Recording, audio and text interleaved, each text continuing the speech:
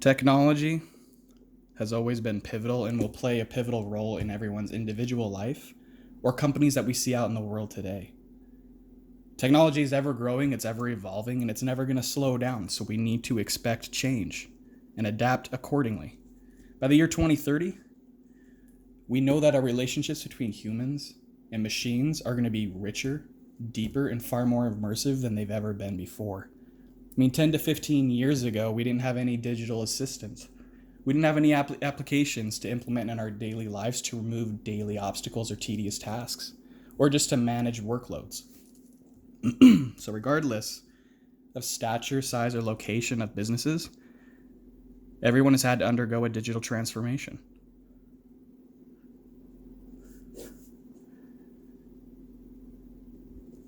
"10 to 15 years ago, you had to hail a cab. You couldn't even book a hotel online, and that's now available. We've removed crowdsourcing. Technology. Excuse me. We've seen drone deliveries, and now with this epidemic coronavirus, we have individuals that are able to work from home. Doctors are able to visit their patients through online via web or even providing virtual assistance. And in the workforce, millennials are now the leading workforce in the world globally today. And we've seen also technology drive human progress, with people having more access to better schools or even their personal bank. We've seen those drives continue forward. So we as technologists have this innate sense of duty to drive further human progress. And how do we do that? We've already overcome cloud infrastructures and storage merging. But for the next decade, we're going to be seeing new technologies, and we need to adapt. Such as the fast speeds of 5G, artificial intelligence, augmented and virtual reality, blockchain, and edge computing.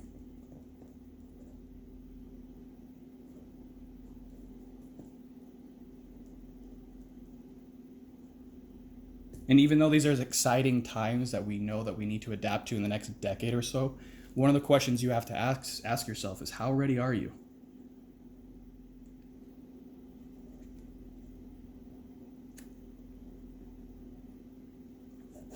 How prepared are you for these challenges to overcome? Are you confident in your expertise level? How have you already set yourself up to even get this transition started? Because Dell, back in 2016, merged with Intel to actually run across the globe for 46,000 companies and see where they stood on their digital transformation. We put them into 5 categories based off their responses. First one was laggards, fallouts, evaluators, adopters, and digital leaders. And by running that information, we saw by the end that only 5% were actually digital leaders, and most of them fell in the fallout or just evaluation categories. So we ran the test again in 2018, and to our surprise, more people became towards the adopting stage, but the number never changed, and we still have only seen a 5% with digital leaders in the global community today. And all that has done has made more urgency to adapt to the furthering technology before we all fall behind.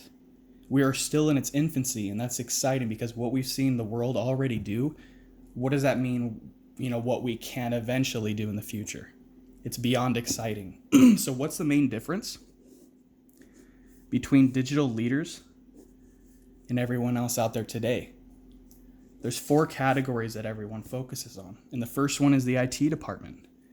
To optimize and furthering those resources to drive innovation within your company, removing manual IT hours so that you can focus on different resources.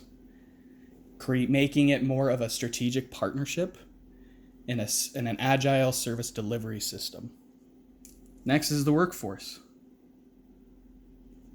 Providing the necessary components and devices for those millennials to work anywhere, anytime, and any place at ease, making it simple. Their personal devices are now synonymous with their work devices. Then the new train of thought is security.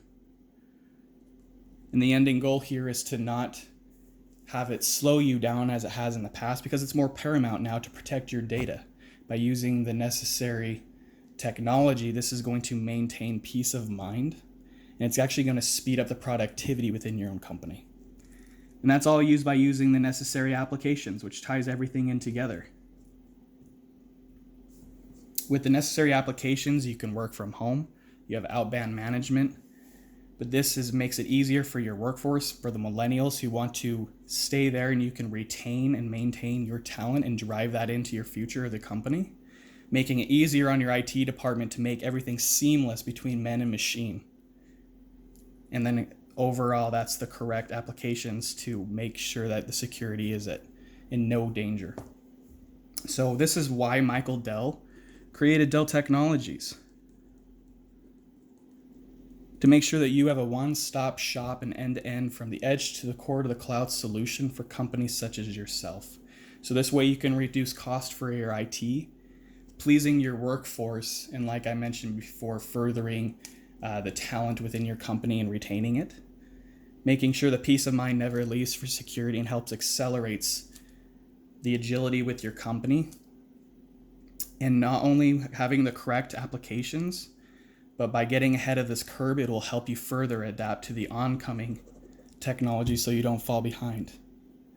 Dell Technologies is the only one who can provide an end-to-end solution such as this, and we'd love to sit down with you again in the future. Thank you.